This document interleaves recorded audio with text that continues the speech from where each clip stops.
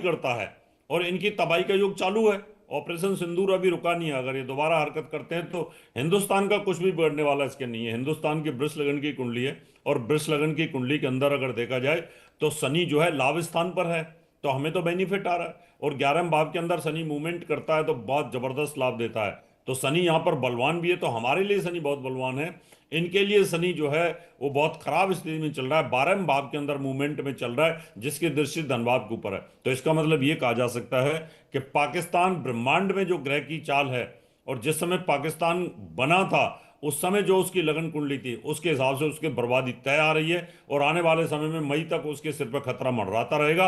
अगर वो मई तक शांत रहता है तो बचाव हो सकता है। अगर इस बीच में उसने कोई भी इट बट की कुछ भी, तो निश्चित तौर पर कहीं ना कहीं ऑपरेशन सिंदूर उसका सर्वनाश कर देगा, इसमें कोई दो राय नहीं है। जी रावत साहब, जिस तरीके से तमाम चीजों का जिक्र यहां पर किया जा रहा है, कल के अवतार का भी जिक्र यहां पर किया जा रहा है, दूसरी ओर अगर पाकिस्तान को लेकर बात करें, जो पाकिस्तान के मौजूदा हालात बने हुए नजर आ रहे हैं, जिस तरीके से आपने जिक्र किया कि अगर पाकिस्तान शांत बैठता है तो ही बच पाएगा, लेकिन रावत साहब यहां पर पाकिस्तान शांत नहीं है। लगातार आतंकी गतिविधियों में पाकिस्तान शामिल है। जो आतंकी टेरर कैंप तबाह कर दिए गए थे उन्हें एक बार फिर से स्टैब्लिश करने की कोशिश कर रहा है। क्या रावत साहब पाकिस्तान के सर्वनाश का कारण पाकिस्तान खुद ही होगा? देखिए, खुद तो कोई भी चीज हाँ, प्रकृति के अधीन जाकर के बर्बाद जी होती है, लेकिन उसको बर्बाद करने का कोई ना कोई बहाना होता है। जी कि रावण खुद ही मरा था, लेकिन बहाना था मरने के लिए, भगवान राम ने उसका वध किया। तो ऐसे ही कंस का भी एक बहाना था। यानी खुद आत्महत्या तो नहीं करते ये लोग, लेकिन हाँ, जिस प्रकार से इन्होंने आतंकवादी गतिविधियों को तैयार किया है, पनपाया है, इंडस्ट्री बनाई है आतंकवाद की, उस हिसाब से उसके खुद के कंट्री के अंदर बहुत बुरा हाल है। और हिंदुस्तान अगर बलूचिस्तान को सपोर्ट कर देता है तो निश्चित तौर पर ये खुद ही आत्महत्या करने जैसी स्थिति हो जाएगी। लेकिन हाँ, ये निश्चित तौर पर मैं दावे के साथ कह सकता हूँ, गोचर की कुंडली के अनुरूप कह सकता हूँ, ब्रह्मांड के अनुरूप कह सकता हूँ, अगर भारत के साथ में इन्होंने अगर किसी भी प्रकार से कहीं आतंकवादी घटनाएं करने की कोशिश की, तो भारत का कुछ बिगड़ने वाला नहीं है। ये बर्बाद जरूर हो जाएगा, क्योंकि इसमें गृह युद्ध की स्थिति भी बनने की तैयार बन रही है। क्योंकि अगले 2.5 साल पाकिस्तान के लिए बहुत खराब है। अगर ये अगले 2.5 साल बच जाता तो बच जाएगा, नहीं तो ये देश टूट जाएगा, जी बर्बाद हो जाएगा, खत्म हो जाएगा। इनकी कुंडली के ऊपर जैसे ग्रहों की चाल आ रही है। रही जी हिंदुस्तान की बात, हिंदुस्तान का जो हमारा प्रधानमंत्री है उसकी तो कुंडली बड़ी पावरफुल है, और जी भारत की कुंडली स्वयं की भी बहुत पावरफुल है। जी जब देश के प्रधानमंत्री की कुंडली पावरफुल होती है और देश की कुंडली भी पावरफुल होती है, तो उसको कोई कुछ नहीं बिगाड़ सकता। बिल्कुल एक हो बिल्कुल रावत साहब, जाहिर तौर पर जिस तरीके से आपने जिक्र किया कि भारत और भारत का नेतृत्व करने वाले प्रधानमंत्री नरेंद्र मोदी की कुंडली काफी ज्यादा पावरफुल है। और इस बीच हमारे साथ एक और खास मेहमान, हिंदू धर्मगुरु पंडित कल्की राम जी जुड़ गए हैं। और पंडित कल्की जी, आपका भी बहुत स्वागत है। कल्की जी, मेरा सवाल आपसे यहाँ पर यही है कि अगर बात 2026 को लेकर हम करें, तो जिस तरीके से बार बार 2026 को लेकर ये कहा गया कि जो ग्रहों की चाल है, जो नक्षत्र हैं, वो इस ओर इशारा करते हैं कि वर्ल्ड वॉर 3 जो है, महायुद्ध जैसी स्थितियां 2026 में बनती हुई नजर आएंगी। देखिए, विश्व युद्ध, वैश्विक स्तर का जो युद्ध है, उसकी जी स्थिति की रूपरेखा तय हो चुकी है। जी इसमें कोई डाउट नहीं है। किंतु भारत इनसे अलग रहेगा। जी भारत अपनी प्रवृत्ति धैर्य के साथ आगे बढ़ेगा, क्योंकि वर्ष 2026 के राजा बृहस्पति और मंत्री सेनापति मंगल हैं, और दोनों अपने आप में पूर्ण ग्रह हैं। बृहस्पति जो ज्ञान, धैर्य, यश, कीर्ति के दायक हैं, वहीं सेनापति मंगल जो उग्र स्वभाव वाले हैं। यह दोनों भारत के सापेक्ष में रहेंगे, लेकिन वैश्विक स्तर पर युद्ध की संभावना नहीं, प्रबल युद्ध होगा, जिसमें दुनिया के तमाम देश शामिल होंगे, और कुछ ऐसी रूपरेखा तय होगी कि जो महाशक्ति का सिरमौर है वो एशिया की ओर स्थापित होगा। भारत इन सब घटनाओं से अपने आप को अलग रखेगा, क्योंकि भारत का नेतृत्व धैर्यवान है। इसलिए इस युद्ध में भारत की भूमिका रहेगी, लेकिन मार्गदर्शक के रूप में रहेगी, एक संरक्षक के रूप में रहेगी।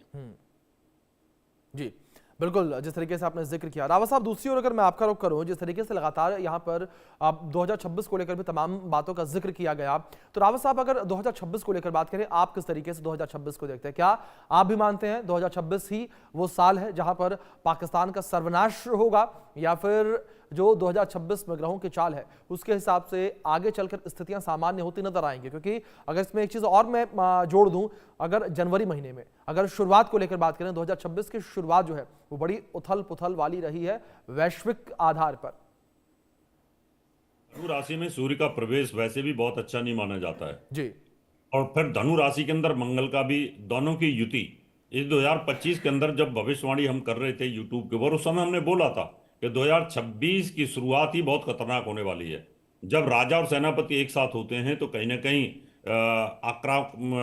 आक्रामक स्थिति बनती है और अतिचार स्थिति बन जाती है। तो ऐसी स्थिति के अंदर आपने देखा कि 2026 की शुरुआत होते ही डोनाल्ड ट्रंप के ऊपर सूर्य और मंगल का प्रभाव आया और उन्होंने उठा करके वेनेजुला के ऊपर अटैक कर दिया। अब ऐसे ही जितने भी देश के 200 देश हैं, 200 देशों के प्रधानमंत्री, जनरल, उनके गृह मंत्री, उनके ऊपर भी सूर्य मंगल का कुंडली में कहाँ प्रभाव बैठा है, जिन जिन देशों की कुंडलियों के अंदर पावरफुल स्थिति में आकर के बैठ गया तो वो इस प्रकार की स्थिति पैदा करेंगे। रही 2026 में पाकिस्तान के खत्म होने की बात या विश्व युद्ध होने की बात, विश्व युद्ध होने वाले ग्रह अभी इस प्रकार के नहीं आए, क्यों कोई भी विश्व युद्ध लंबे समय तक चलता है और लंबे समय तक चलने वाले अभी स्टार कुछ है नहीं। तो मई तक की स्टारों की गति जो है वो बहुत ज्यादा खराब है। तो अगर युद्ध होता भी है तो मुझे लगता है महीने, 2 महीने, 15 दिन चलेगा। ऐसे नहीं चलेगा जैसे यूक्रेन का और रशिया का युद्ध चल रहा है, क्योंकि पहला विश्व युद्ध भी लंबे समय तक चला था, दूसरा विश्व युद्ध भी लंबे समय तक चला था। तो कोई भी विश्व युद्ध होता है तो लंबे समय तक चलता है। तब उस समय चलता है जब शनि और राहु की युति होती है या शनि केतु की युति होती है। तो ऐसी स्थिति के अंदर जब ये लंबे चलने वाले युद्ध होते हैं, शॉर्ट युद्ध होते हैं, उसमें जैसे शनि मंगल की युति आएगी अभी मई के अंदर, तो अप्रैल मई में ये 45 दिन 50 दिन तक युद्ध चल सकता है या ज़्यादा ज़्यादा 6 महीने युद्ध चल सकते हैं। क्योंकि पिछली साल से ही जब धनु में प्रवेश किया था मंगल और सूर्य का, तब से लेकर के ये शुरुआत है। और अभी सूर्य और मंगल अब मकर राशि में आ जाएंगे, यहाँ मंगल उच्च का होगा, सेनाएं पावरफुल हो जाएंगी, राजा भी पावरफुल होगा। उसके बाद में मंगल और राहु का अंगारक योग बनेगा, ये युद्ध के लिए बड़ा खतरनाक होता है। तो यहाँ पर इसका मतलब मैं कहूँगा फरवरी मार्च में जो स्थितियाँ वो विस्फोटक हो सकती हैं और ये बढ़ सकती हैं। और फिर मंगल और शनि की जब राजा, सेना और जब प्रजा आमने सामने होती है तब युद्ध की स्थिति और ज़्यादा खतरनाक बन जाती है। तो वो शनि और मंगल की युति होगी तो उस समय सेना और कहीं ना कहीं प्रजा आमने सामने होगी, जैसे ईरान के अंदर हो रखा है। ऐसी सिचुएशन भी देशों में कहीं ना कहीं बगावत की और क्रांति की स्थिति पैदा होगी। तो इसका मतलब मैं ये कहूं कि मई जून तक की स्थिति अभी युद्धों जैसी ज़्यादा है, उसके बाद धीरे धीरे उसमें सुधार आने के योग बनने शुरू हो जाएंगे या कहीं ना कहीं कंप्रोमाइजिंग स्थिति हो जाएगी या यूएन की बैठकों के माध्यम से कुछ अच्छा होगा। लेकिन अभी स्थिति बहुत ज़्यादा नाजुक बनी हुई है, ग्रह गति की ब्रह्मांड के अंदर बहुत ज़्यादा स्थिति विस्फोटक भी बनी हुई है अभिषेक जी। जी बिल्कुल। कल्की राम जी, दूसरी ओर जिस तरीके से लगातार यहाँ पर कल्की अवतार का भी जिक्र किया जा रहा है, मैं आपसे भी समझना चाहूंगा कल्की अवतार को लेकर कि शास्त्रों में कल्की अवतार का कौन सा समय जो है वो अंकित है, क्या कुछ कहा गया है समय को लेकर? देखिए, शास्त्रों में, हमारे धर्म ग्रंथों में कलयुग के गुणों का उल्लेख है जी। कलयुग के गुणों का उल्लेख है। कलयुग में कि जब ऐसे ऐसे होंगे, ये एक समय ऐसा आएगा, ऐसा ऐसा होगा जी। और रही बात कलयुग में का जो समय था कि 4 चरणों में होगा, तो प्रथम चरण को ही राजा महाराजा परीक्षित ने ही समेट दिया। इसी चरण में 4 चरण के गुण रहेंगे और कोई चरण इसके आगे है नहीं। लेकिन कलयुग का जब अवतार होगा तो ढिंढोरा पीट के नहीं होगा। परिस्थितियां वैसी वैश्विक स्तर पर बनी हुई हैं। सनातन धर्म का लगभग सभी देशों में उत्पीड़न हो रहा है। कोई भारत में ही सनातन धर्म सुरक्षित नहीं है, अन्य देशों की बात ही छोड़िए। आप बंगाल को देख लीजिए, केरल को देख लीजिए। तो इस प्रकार, और अगर जो गुण बताए गए हैं हमारे शास्त्रों में कलयुग को लेकर गुणों की प्रधानता का वर्णन है, भविष्य पुराण में ही है, तो वो आज हो रहा है जी। रिश्तों की मर्यादा खत्म हो चुकी, मानवता त्राय त्राय कर रही है, मंदिर, कथाएं, मठ सब व्यापार का केंद्र बन जाएंगे। तो वो स्थिति आज है जी।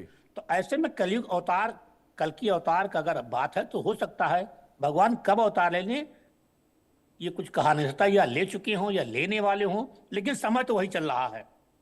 गुणों के आधार पर अगर हम अपने ग्रंथों का अवलोकन करें तो गुण जो बताए गए हैं वो वर्तमान में हम उससे बहुत आगे निकल चुके हैं। जी जी।